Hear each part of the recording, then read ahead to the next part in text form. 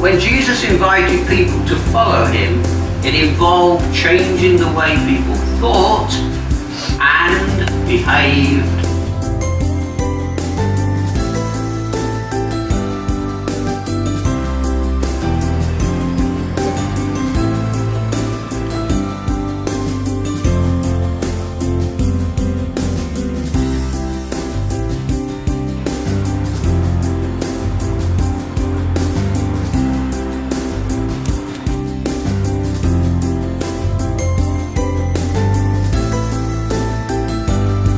Right, well, today I'm in East Dulwich and it's... No, you're not. You're in Peckham. I'm in Peckham? I thought I was coming from East Dulwich Station. You may have come from East Dulwich Station, Right. which is my nearest station. Okay. But you are actually in Peckham, Delboy country. Right, okay. I'm in Peckham and I'm with John Beasley, who's been a Hope UK educator for a long time, and I want to interview him today about his work in drug education and his opinions on life, the universe and everything. So, John, if I can just start off by saying, can I ask, what is your first memory of Hope UK or the temperance movement in general?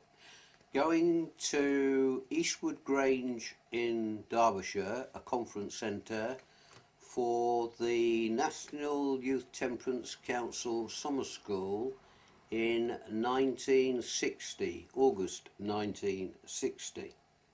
And what had led you to go? How did you hear about the youth council and the...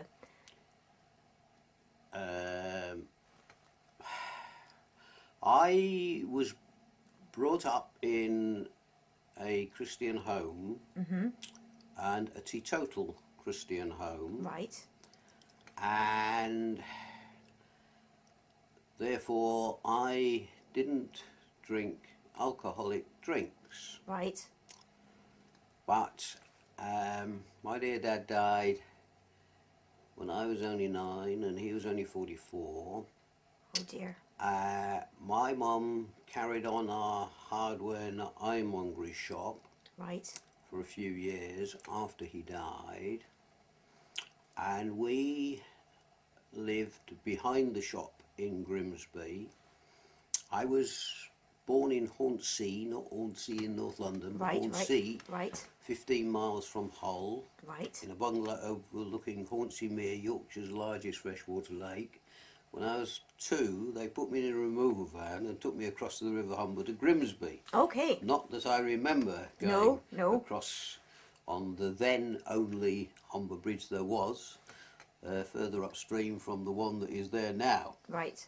that links more or less where New Holland is on the south and Hull is on the north side of the Humber. And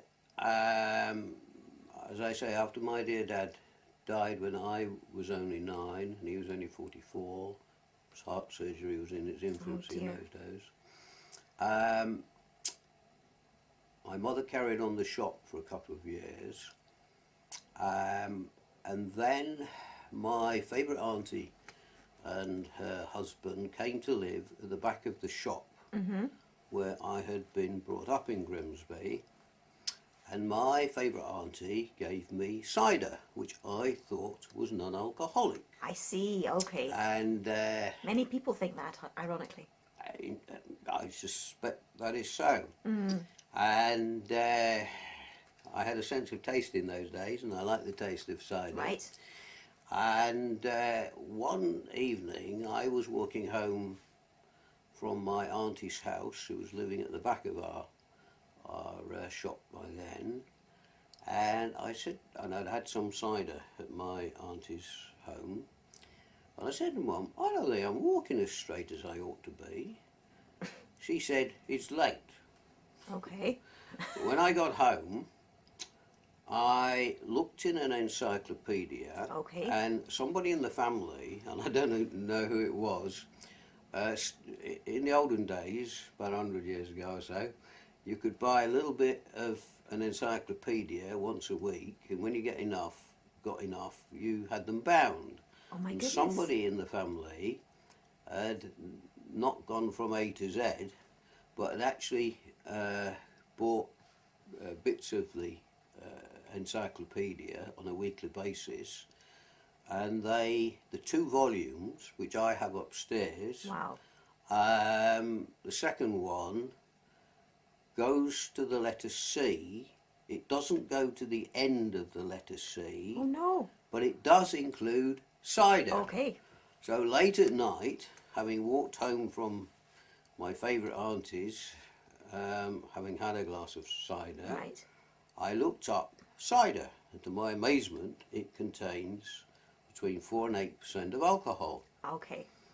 And because I'd made a Christian commitment round about that time, I thought, well, there must be many youngsters who know nothing about alcohol and hadn't been brought up in a teetotal home as I was, and therefore I wanted to do alcohol education work. And I went to the National Youth Temperance Council summer school at Eastwood Grange in Derbyshire. Right. Best conference centre I've ever been to, and I've been to many Oh my since goodness. then. And I talked to the leader of the summer school, Horace Borrell, who was General Secretary of the Yorkshire Band of Hope Union, and he spoke to Robert Taylor the following week, who was running the Band of Hope Summer School at Eastwood Grange, and said that I would like to do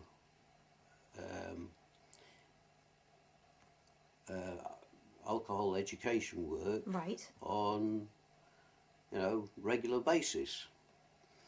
And he contacted me, and at 15, all by myself, I came to London, and I've been here ever since, and I'm now 73. And I came to London to do alcohol education work for what was then the United Kingdom Band of Hope Union, Right. which some years ago became Hope UK, Right. all because of the effects of my last glass of cider. Excellent answer. I love the way you looked up an encyclopedia. Most people wouldn't do that, but that's pure you. I can totally believe it. Okay.